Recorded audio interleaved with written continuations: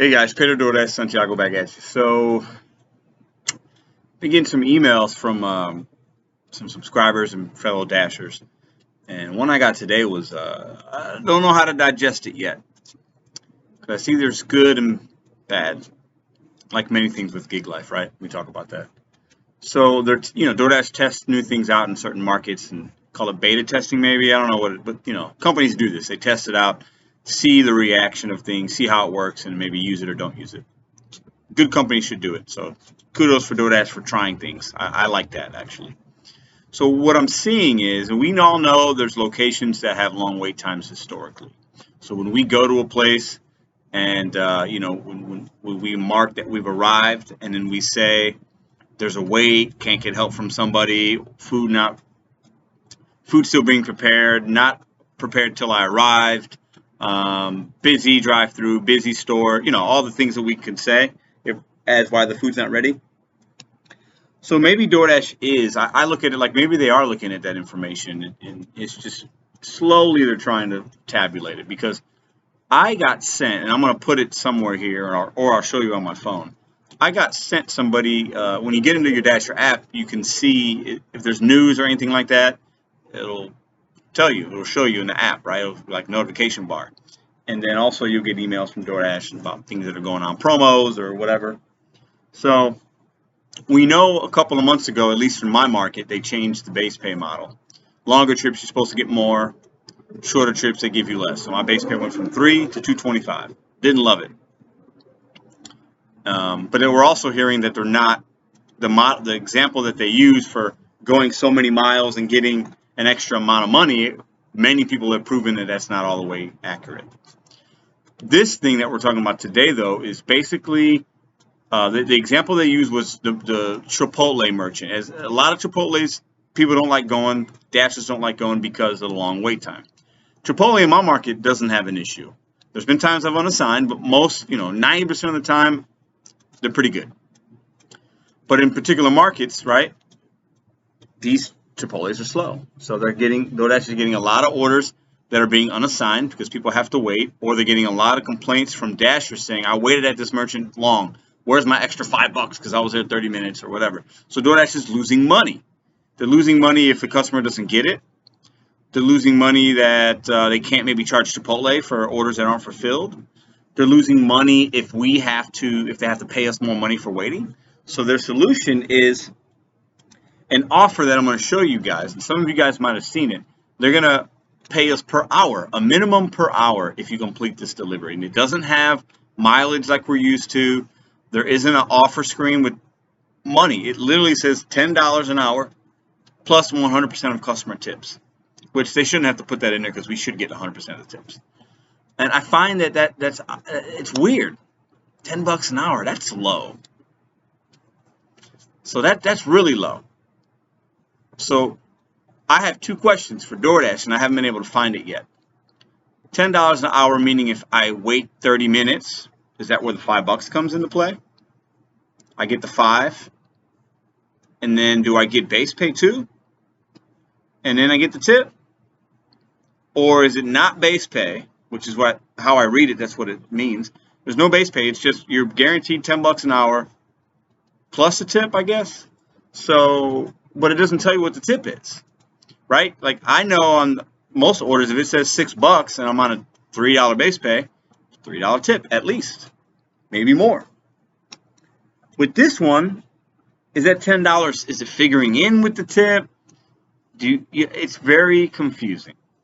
And if I always look at it like DoorDash has to make things for new Dashers easy, right? And understandable. And I feel like it's lost a little bit on that. What do you guys think in the comments? Put below, like, is this $10 an hour plus the tip? Is it they're guaranteeing you $10 an hour and they think that's a good thing? If you're a Dasher, I think regardless of market, $10 an hour is not good. It's not good.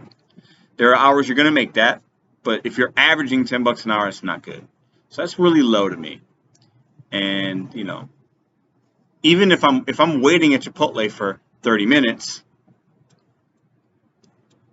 Am I only getting $5 or am I getting $10 because it's within the hour? And if I'm waiting 2 hours, am I getting 20? Because if I'm going to dedicate 2 hours on one delivery and I only get $20, I'm upset. It's not good. It's not good. But I want to show you guys what I'm talking about. And shout out to a subscriber that sent me this. He goes by Jaredis on YouTube. He's very active in comments on many channels. And he offers some pretty good information. And I think he's a full-time guy that works. And I think he does multi-apping. So shout out to him for sending me this. But it's really rather slightly confusing, very intriguing. Sorry, there's a helicopter. So let me pull this up and we'll talk a little more. All right, guys, so you guys can see this. I'm going to try, if I can't put split screens, I'm going to read some of this off to you guys. Knowledge is power. When I get things that I think are different, I want you guys to be able to see them so that if you're getting ready to dash or, you know, whatever, you're in the now. You're in the know, okay? So that's what we're looking at here. This was sent to me, okay? So new pickup process at some stores, lower wait times, okay? And the example they give is from Chipotle, and that's the only merchant that they say. Why do pickups at these stores look different? Question mark. We have heard from dashers that long wait times at restaurants can be frustrating when waiting for an order to be ready. Very true. This new process means that instead of waiting for the restaurant to finish preparing orders, dashers can grab the first orders ready at the store and head out to deliver them. First orders ready. So does that mean we go to Chipotle and then we say, hey, do you have any orders ready? And then we go? And that's why they don't know, they don't have the information of where it's going? It's kind of how I think about it. Since we don't know what orders will be ready first, we are providing an earnings minimum for the time and distance spent on these deliveries. So they don't even know. You'll see what I'm talking about. We're testing this process at a few locations over the next few weeks. How do these orders work? Okay. When you receive a delivery opportunity from select Chipotle locations, you will see the acceptance screen similar to the one below. I'll show you guys that in a minute. Once you get to the restaurant, the app will provide you with the details about the order. Oh, wow. So we don't even have, so you're basically going to get an order screen that looks like this. Okay. It says $10 an hour plus customer tips. But it doesn't have, it tells you the mileage to the store. It says 1.5, but it doesn't tell you where it's going. That's horrible. So you could go 20 miles, 10 miles, out of your zone, apartment building, you have no idea. So they're sending you to Chipotle because Chipotle's slow, and they're trying to figure out how to get orders to customers. Kudos to them. I gotta have, you gotta try something. Trying something is better than doing nothing. But now, as a dasher, if you see that, you're gonna get paid $10 an hour. You don't know how far you're gonna go. You don't know how long it's gonna take you. You don't know how big the order is. You don't know if it's an apartment building, residential. This is not good information. But once you get to the restaurant, the app will provide you with details about the orders you'll be picking up. Once you get to the restaurant, yeah. After we will use the time you spend on the delivery to calculate your Doordash pay for that delivery, based on the hourly minimum shown in the acceptance screen prior to you accepting that order. So that means if you spend half an hour, you're getting $5. You spend an hour, you're getting $10. And maybe that 10 could fluctuate. Maybe one time it's 7, one time it's more. That I'm not sure.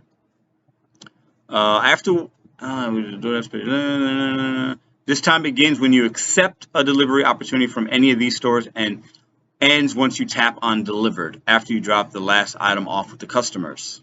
So it could be stacked orders. Oh, Lord. If you earn more than this, you'll always keep the extra amount. Well, thanks, DoorDash.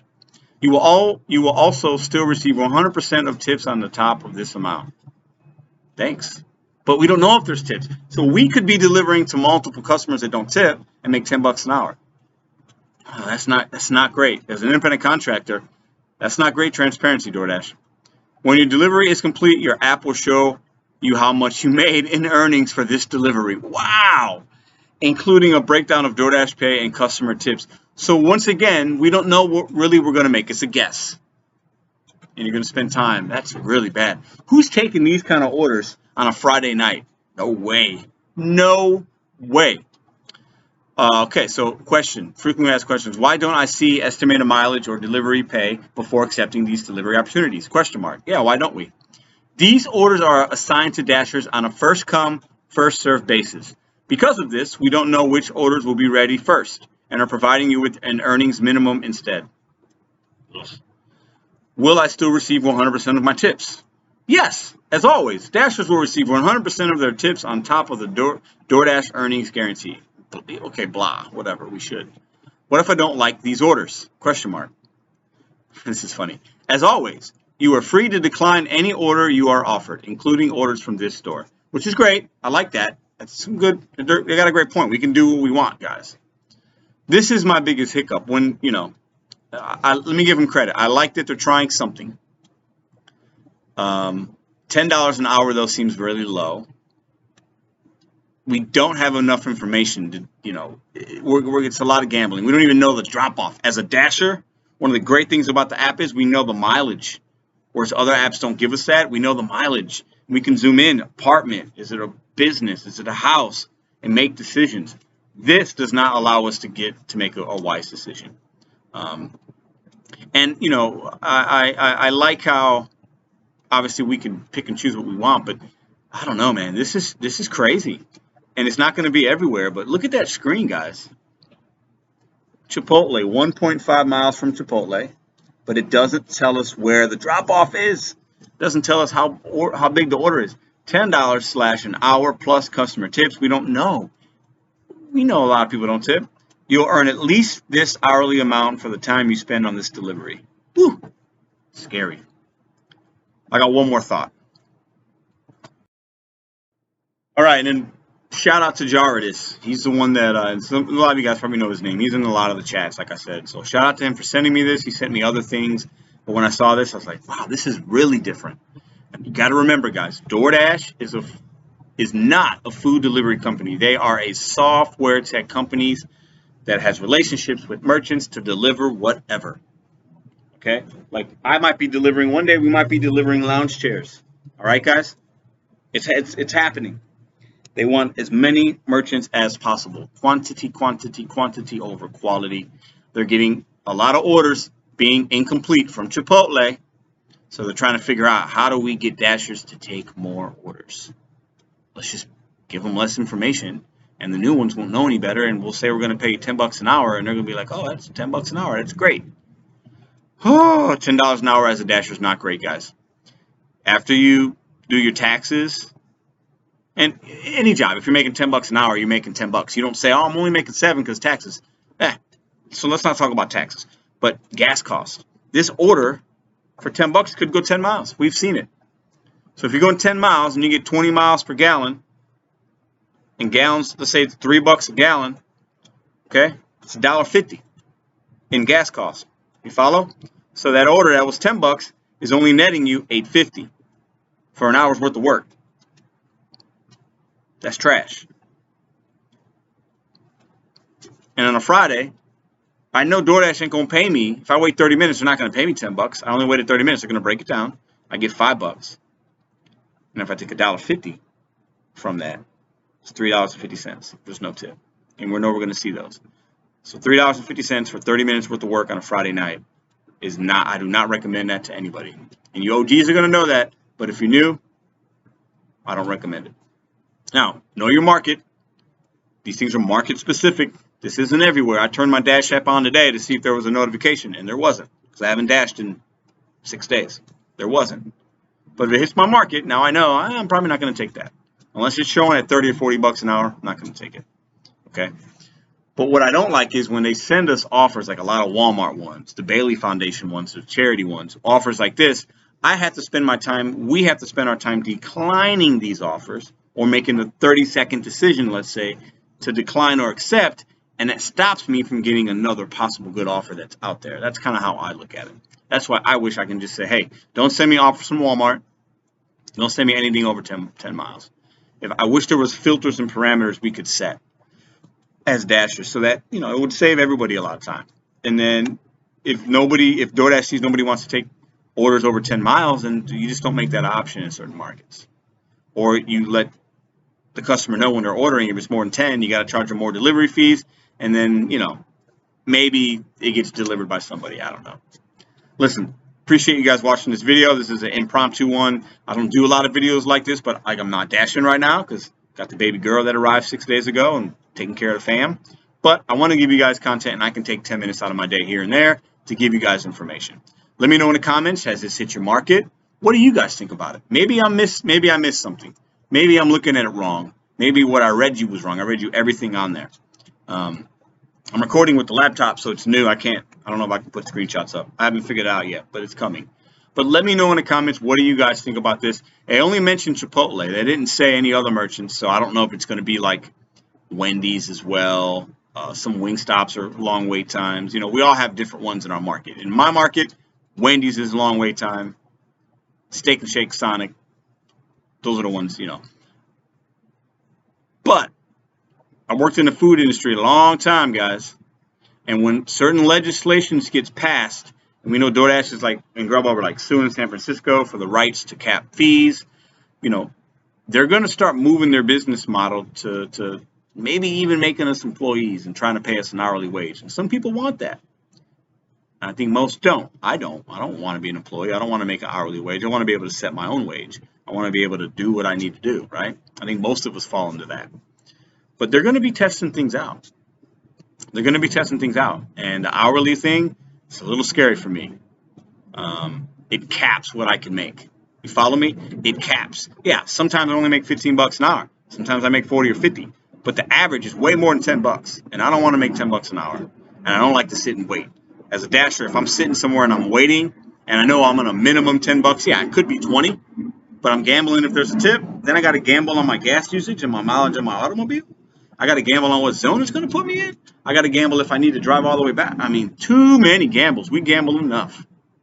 So that's what I think about it. But you got to understand, Doordash is going to be trying these new things. As I hear things and see things, I'll share them with you guys in the moment if I can. You guys are awesome. Don't forget to subscribe. If you like tips and tricks and tricks, how to dissect orders, and I give you guys what's going on in the field, even when I'm not in the field. You guys are great. I'm out. And don't forget, bet on you, set goals one day at a time. I'm out.